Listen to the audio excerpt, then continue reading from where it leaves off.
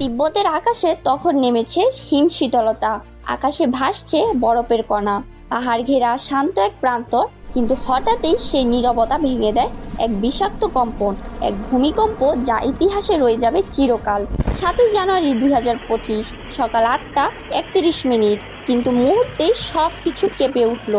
দেয়াল ভেঙে পড়েছে, মাটি ফেটে যাচ্ছে, বিদ্যুৎ চলে যাচ্ছে, আর পাহাড় থেকে নেমে আসছে শিলাখণ্ডের ধ্বংসাত্মক ঢল।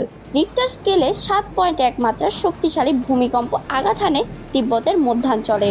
ভূগর্ভে মাত্র 10 কিলোমিটার গভীরে উৎপন্ন হওয়া এই কম্পন ধ্বংস করে দেয় এক একটি জনপদ। এই ভূমিকম্প শুধু চীনেই সীমাবদ্ধ ছিল না, এর প্রভাব অনুভূত হয় নেপাল, ভুটান এবং ভারতের সিকিম ও অরুণাচল প্রদেশেও। বহু ভবন হেলে পড়ে, আতঙ্ক ছড়ায় প্রতিবেশী দেশগুলোতেও। বিশ্বের নানা প্রান্ত থেকে পাঠানো হয় সাহায্য। চীনা রেড ক্রস, বেসরকারি সংস্থা এবং স্থানীয় বৌদ্ধ মঠ সবাই মিলেই গড়ে তোলে আশ্রয়। তিব্বতের ইতিহাসে 7ই জানুয়ারি একটি কালো দিন।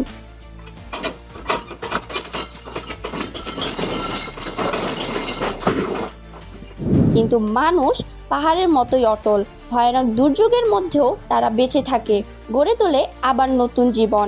এই ভূমিকম্প ছিল প্রকৃতির রাগ, কিন্তু প্রতিরোধ ছিল মানুষের সাহস।